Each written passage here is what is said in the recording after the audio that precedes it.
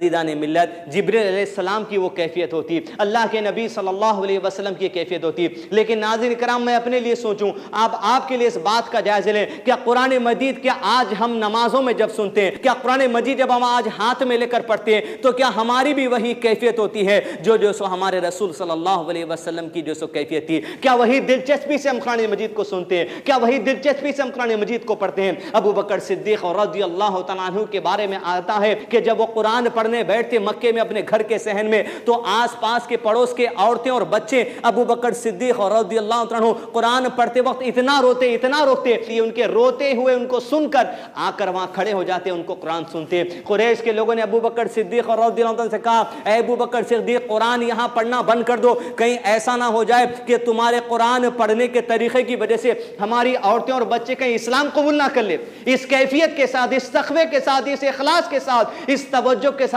صحابہ قرآن پڑھا کرتے۔ جبریل علیہ السلام کی کیفیت ہوتی، رسول اللہ علیہ وسلم کی کیفیت ہوتی۔ لیکن آج مسلمانوں کا مزاج یہ ہے، آج مسلمانوں کی کیفیت عزیزان ملت یہ ہے، عورتیں ہیں تو گھر میں جھاڑو مارتے ہوئے قرآن کو سن لیتے ہیں، عورتیں ہیں تو گھر میں بچوں کا ٹفن بنتے ہوئے، بچوں کو اسکول کا ڈریس پہناتے ہوئے یہ قرآن کو سن لیتے چلے جاتے ہیں۔ یا کبھی آپ جو سو کار چلاتے ہوں گے تو آپ کی توجہ کہیں اور ہوگی، قرآن کہیں اور چلتا ہوگا۔ آپ کبھی قرآن لگاتے ہوں گے تو اپنی دکان پر لگا دیتے ہوں گے اس کیفیت کے ساتھ کہ دکان میں برکت آ جائے۔ لیکن آپ کسٹمر سے بات کرتے ہوں گے، اللہ تعالیٰ نے قرآن مجید میں فرمایا جب کبھی قرآن مجید تمہارے سامنے پڑھا جائے خاموش رہو اور توجہ سے سنو، اس لیے شاید کہ تم پر رحم کر دیا جائے۔ تو عزیزان ملت، قرآن مجید کو جب ہم متوجہ ہو کے سن سکتے ہیں اسی وقت لگایا کریے۔ اس طرح قرآن مجید کا مذاق ہماری زندگی میں نہ ہو، اس طرح مکمل کیفیت کے ساتھ، اخلاص کے ساتھ، عاجزی کے ساتھ، کنسنٹریشن کے ساتھ، تقوی کے ساتھ اللہ سبحانہ تعالیٰ کے کلام کو مجھ کو اور آپ کو سننا بھی چاہیے، مجھ کو اور آپ کو پڑھنا بھی چاہیے۔ عزیزان ملت، قرآن مجید کا احترام کرنا سیکھے، یہ مذاق نہ بناتے چلے جائیں کہ ہم جو سو آڈیو لگا دیے اور اپنے کاموں کے اندر مصروف ہے، یہ سوچ کر کے دکان میں برکت آ جائے گی، یہ سوچ کر کے گھر میں برکت آ جائے گی۔ اس کلام کو پڑھ کر ہماری زندگیوں میں برکت لانا ضروری ہے۔ جب تک کہ ہم اس کلام کو پڑھ کر سمجھیں گے نہیں،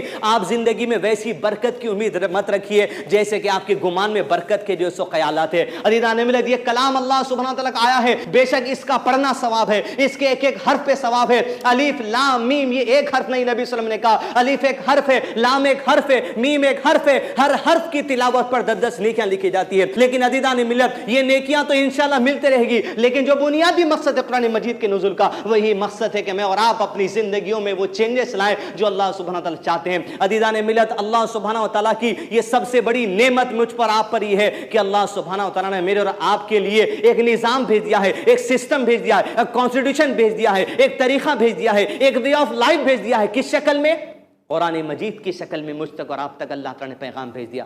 اور عزیزان ملت، یہ اللہ سبحانہ تعالیٰ کا احسان ہے کہ اللہ سبحانہ تعالیٰ نے مجھ کو اور آپ کو قرآن مجید تو عطا کر دیا، لیکن قرآن مجید عطا کر کر اللہ سبحانہ تعالیٰ نے انسانوں کو آزادی نہیں دے دی۔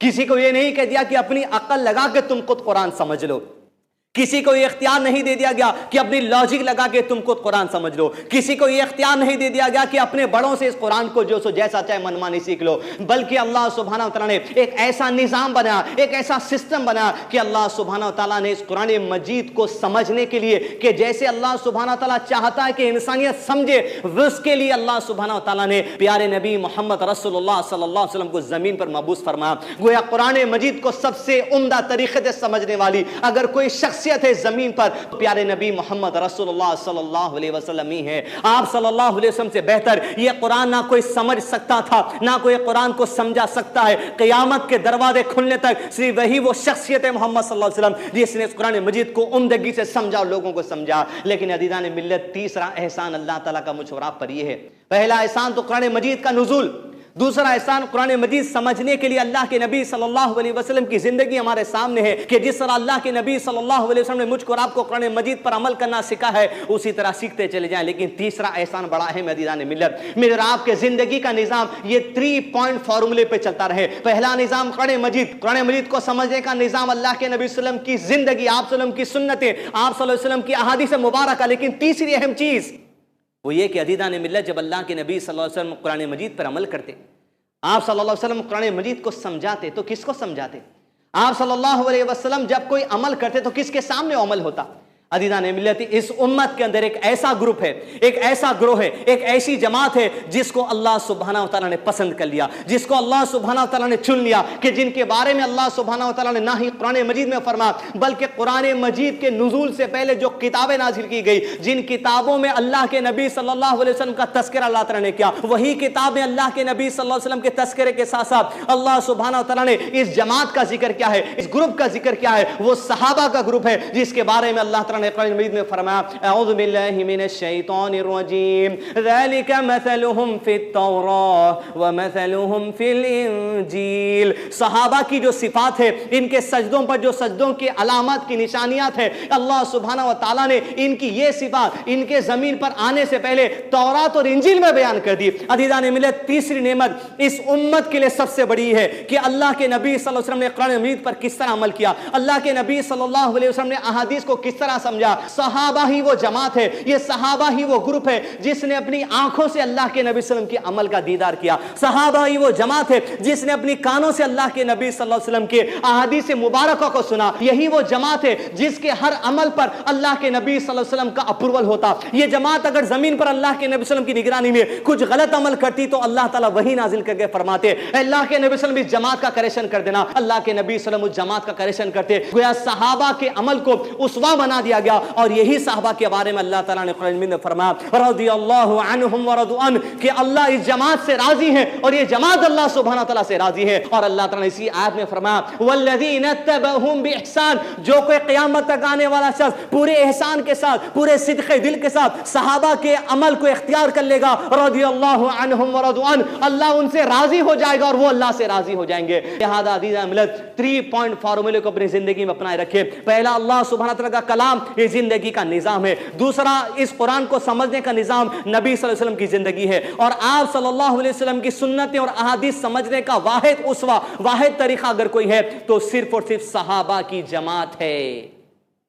इन्हीं बात के साथ अज़ीज़ान मिल्लत कि कुरान मजीद को अल्लाह सुब्हानहू व तआला ने मेरे और आपकी ज़िंदगी का निज़ाम बनाकर भेजा और कुरान मजीद समझने के लिए अल्लाह के नबी सल्लल्लाहु अलैहि वसल्लम को उसवा बनाकर भेजा और अल्लाह के नबी सल्लल्लाहु अलैहि वसल्लम की ज़िंदगी को अच्छे अंदाज में समझने के लिए अल्लाह सुब्हानहू व तआला ने सहाबा की जमात को चुन लिया। इसलिए यही वो जमात है जो अल्लाह के नबी सल्लल्लाहु अलैहि वसल्लम के एक्शन को अपने आंखों से देखा करती। यही वो जमात है जो अल्लाह के नबी सल्लल्लाहु अलैहि वसल्लम के हर कौल को अपने कानों से सुना करती। गोया सहाबा का अमल अल्लाह के नबी सल्लल्लाहु अलैहि वसल्लम की निगरानी में हुआ। यही बात अल्लाह ताला ने कुरान मजीद में फरमाई कि रज़ियल्लाहु अन्हुम व रज़ू अन, अल्लाह उनसे राजी, वो अल्लाह से राजी। और वल्लज़ीना तबअहुम बिइहसान रज़ियल्लाहु अन्हुम व रज़ू अन, जो कोई एहसान के साथ, सिद्क़े दिल के साथ सहाबा की इत्तिबा कर लेगा, अल्लाह उनसे राजी और वो अल्लाह से राजी भी हो जाएंगे। सूरह तौबा सूरह नंबर 9 की आयत नंबर 100 में अल्लाह ताला ने इस बात का जिक्र किया है। वीडियो अच्छा लगा हो तो लाइक करें और सब्सक्राइब करें, बेल आइकन को दबाएं और आगे लोगों तक शेयर करें। जज़ाकल्लाहु खैर।